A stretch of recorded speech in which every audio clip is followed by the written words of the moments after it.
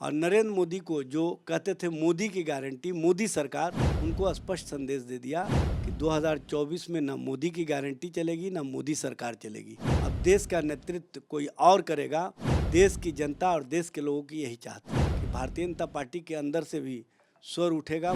कि आप पर जब जनता ने विश्वास नहीं किया है तो आप भी लाल कृष्ण आडवाणी जी की तरह आदर्श होम में चले जाइए।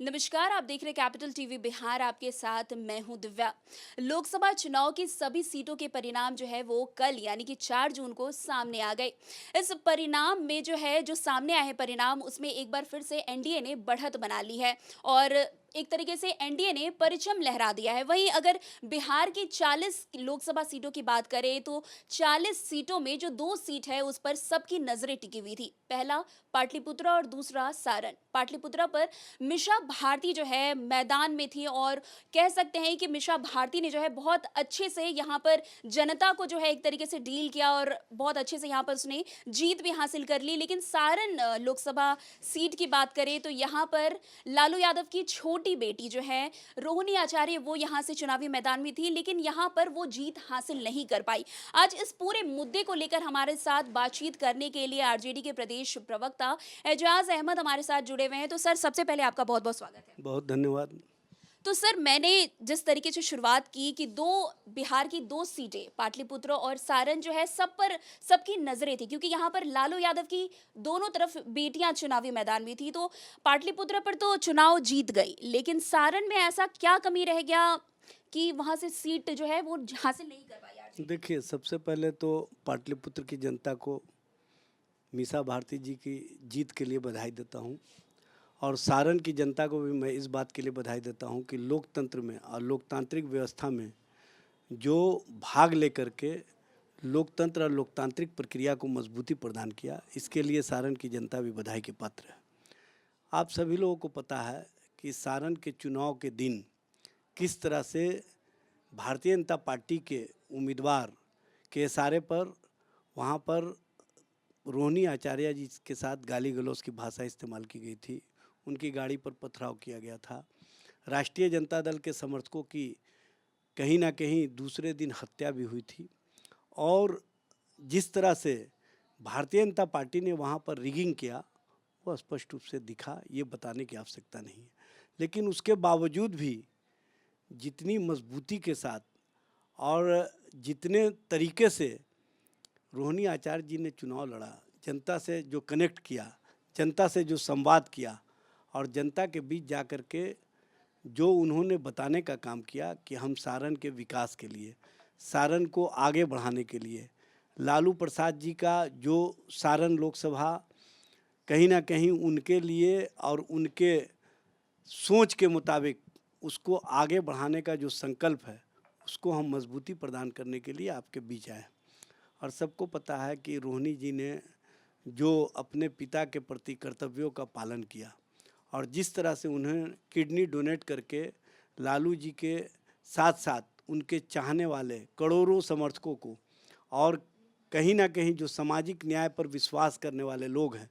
उनको जो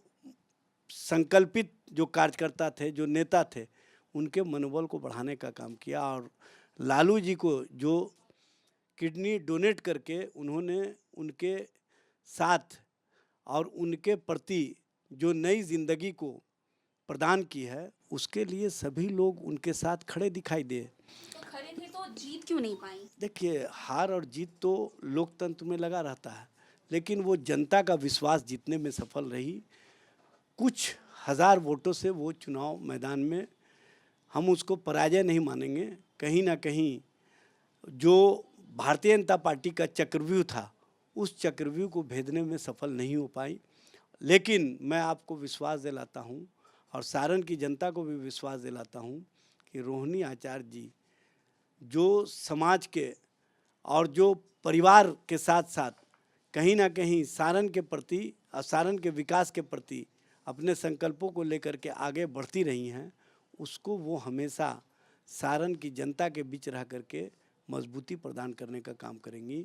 और सारण को कैसे देश के स्तर पर और बिहार के स्तर पर एक बेहतर ज़िला के रूप में और बेहतर तरीके से उसको निर्माण कैसे किया जाए उस दिशा में वो सांसद नहीं रहते हुए भी जो काम कराने का कार्य करेंगी वो सारण की जनता उनको याद रखेगी। जी, और पाटलिपुत्र सीट की अगर बात करें तो यहाँ से मिशा भारती जो है वो काफ़ी अच्छे वोटों से कह सकते हैं कि जीत गई हैं, तो इसका पूरा श्रेय किसको जाता है? देखिए, मीसा भारती जी ने जो मेहनत किया, मीसा भारती जी ने जो जनता से संवाद किया और जो जनता के बीच जा कर के अपने कार्यों को बताने का काम किया और जो निवर्तमान सांसद थे उनके कार्यों को जनता ने पहले से ही कहीं ना कहीं रिजेक्ट करना शुरू कर दिया था, क्योंकि उन्होंने कोई कार्य किया नहीं था। उन्होंने जिन जिन गांवों को गोद लिया था उस गांव में विकास के कोई कार्य नहीं हुए और जिन गांवों को गोद लिया था उन गांवों की स्थिति और बदतर हो गई और हर क्षेत्र में जो विकास की किरणें पहुंचनी चाहिए वो नहीं पहुंचा पाए। वो सिर्फ लोगों के बीच चर्चा का केंद्र रहा कि वो लोगों के यहाँ श्राद्ध और भोज में और कहीं ना कहीं आमंत्रण पर तो आते रहे, व्यक्तिगत तो संबंधों को तो बनाते रहे,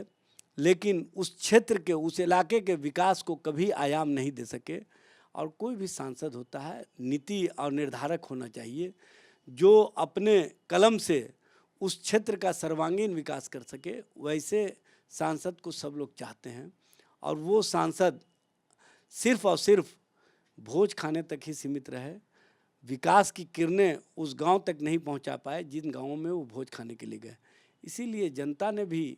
उनके जो सोच थे उसको समझ लिया और लोगों ने स्पष्ट रूप से संदेश दिया कि हम वैसा सांसद नहीं चाहते हैं जो नीति निर्धारक नहीं हो, जो गोद लिए हुए गांव में विकास नहीं किया हो, जो अपने संसदीय कोष से अपने इलाके को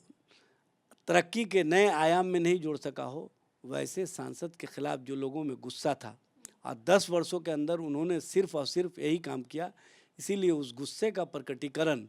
और साथ ही साथ जो तेजस्वी जी का काम था नौकरी और रोज़गार का, तेजस्वी जी ने जो 75% आरक्षण की व्यवस्था को बढ़ाने का काम किया और जिस तरह से महिलाओं को सम्मान देने के लिए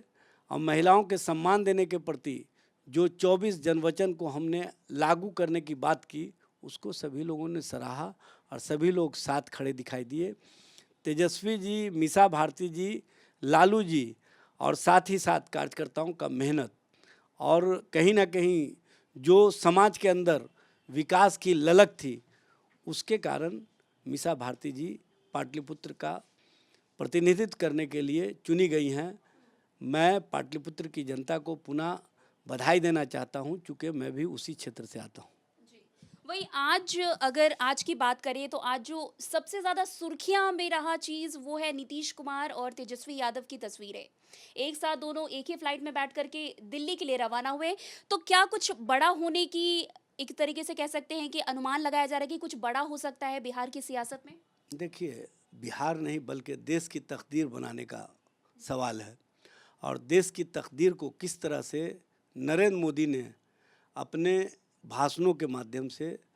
अपने नफरती बोल के माध्यम से और कहीं ना कहीं जो नौजवानों को ठगी का शिकार बनाया, भरम और धर्म की राजनीति के सहारे अपने आप को स्थापित रखने का प्रयास किया, उसके प्रति जो आम लोगों में गुस्सा था उस गुस्से का प्रकटीकरण लोगों ने चुनाव में किया। और नरेंद्र मोदी को जो कहते थे मोदी की गारंटी, मोदी सरकार, उनको स्पष्ट संदेश दे दिया कि 2024 में ना मोदी की गारंटी चलेगी ना मोदी सरकार चलेगी। और मोदी के खिलाफ जो मैंडेट दिया वो नैतिकता के आधार पर उनको समझना चाहिए कि जनता ने उनको अस्वीकार कर दिया है। जनता ने उनको पूरी तरह से ये संदेश दे दिया है कि अब आप देश के नेतृत्व करने की स्थिति में नहीं हो, क्योंकि हम लोग नहीं चाहते हैं कि वैसा व्यक्ति देश का नेतृत्व करे जो देश में प्रधानमंत्री जैसे पद की मर्यादा को कमज़ोर करता हो। इसीलिए आपने देखा होगा 2-4 लोग मिल करके भारतीय जनता पार्टी के नाम पर जो कल घोषणा किए कि तीसरी बार मोदी सरकार बनने जा रही है, दरअसल उन्होंने अपमानित किया है उन सांसदों को जो सांसद चुन करके आए हैं, उन एनडीए के नेताओं को जो एनडीए के नेता बैठक से पहले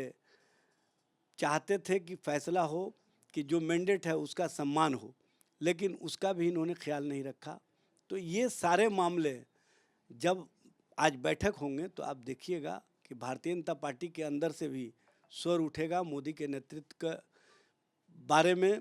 कि आप पर जब जनता ने विश्वास नहीं किया है तो आप भी लाल कृष्ण आडवाणी जी की तरह आदर्श होम में चले जाइए और जो कार्यकर्ता हैं, जो नेता हैं, उनको आप बेहतर ढंग से, उनको आदर्श तरीके से समाज में कैसे कार्य किया जाए ये बताने का कार्य कीजिए। अब देश का नेतृत्व कोई और करेगा, देश की जनता और देश के लोगों की यही चाहत है।